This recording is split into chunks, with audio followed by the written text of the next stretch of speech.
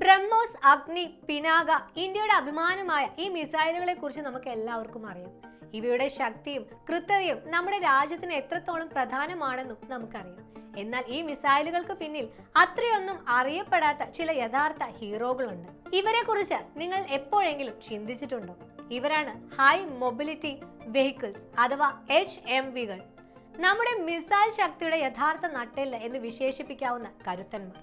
സാധാരണ ട്രക്കുകൾക്ക് എത്തിപ്പെടാൻ കഴിയാത്ത സ്ഥലങ്ങളുണ്ടല്ലോ, മരുഭൂമികളിലൂടെയും കുത്തനെയുള്ള മലനിരകളിലൂടെയും ദുർഘടമായ വഴികളിലൂടെയും ടൺ കണക്കിന് ഭാരമുള്ള നമ്മുടെ മിസൈലുകളെ യുദ്ധമുന്നണിയിൽ എത്തിക്കുന്ന ജോലിയാണ് ഈ HMVകൾ ചെയ്യുന്നത്. എത്ര ശക്തമായ മിസൈൽ ആണെങ്കിലും അത് കൃത്യസമയത്ത് കൃത്യമായ സ്ഥലത്ത് എത്തണമെങ്കിൽ ഈ വാഹനങ്ങൾ കൂടിയേ തീരും. ഈ കരുത്തന്മാരില്ലെങ്കിൽ നമ്മുടെ ഏറ്റവും അത്യാധുനിക മിസൈലുകൾ പോലും നിശ്ചലമായി പോകും. ഇതാണ് ഇവരുടെ പ്രാധാന്യം. വർഷങ്ങൾക്ക് മുൻപ് വരെ ഇത്തരം സുപ്രധാന വാഹനങ്ങൾക്കായി നമ്മൾ വിദേശ രാജ്യങ്ങളെയാണ് ആശ്രയിച്ചിരുന്നത്, പ്രത്യേകിച്ച് ടാറ്റ പോലുള്ള വാഹനങ്ങൾ. എന്നാൽ ഇപ്പോൾ മേക്ക് ഇൻ ഇന്ത്യ എന്ന നമ്മുടെ വലിയ ദൗത്യത്തിന്റെ കീഴിൽ ഒരു നിശബ്ദ വിപ്ലവം നടന്നുകൊണ്ടിരിക്കുകയാണ്. ഈ വിപ്ലവത്തിന് നേതൃത്വം നൽകുന്നത് നമ്മുടെ സ്വന്തം പൊതുമേഖലാ സ്ഥാപനമായ BEML ആണ്.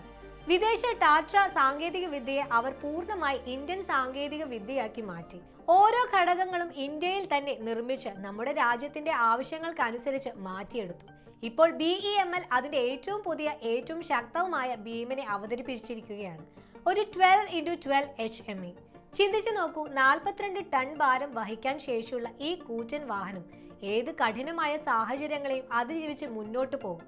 പ്രതിരോധ രംഗത്ത് നമ്മുടെ രാജ്യം കൈവരിച്ച ഒരു വലിയ കുതിച്ചുചാട്ടം തന്നെയാണ് ഈ നേട്ടം. ഇത് നമ്മുടെ സൈന്യത്തിന് നൽകുന്ന ആത്മവിശ്വാസം വളരെ വലുതാണ്. അതുകൊണ്ട് അടുത്ത തവണ നിങ്ങൾ ബ്രഹ്മോസ് പോലുള്ള ഒരു മിസൈൽ കാണുമ്പോൾ അതിന്റെ ശക്തിക്ക് പിന്നിലുള്ള ഈ ഇന്ത്യൻ നിർമ്മിത കരുത്തിനെ കുറിച്ച് ഓർക്കുക. ഓരോ മിസൈലിന്റെയും വിജയത്തിന് പിന്നിൽ അതിനെ ലക്ഷ്യസ്ഥാനത്ത് എത്തിക്കുന്ന ഒരു ഇന്ത്യൻ HMVയുടെ കഠിനാധ്വാനവും നമ്മുടെ ശാസ്ത്രജ്ഞരുടെയും എഞ്ചിനീയർമാരുടെയും അർപ്പണബോധവുമുണ്ട്. ഈ വീഡിയോ നിങ്ങൾക്ക് ഇഷ്ടമായെന്ന് കരുതുന്നു.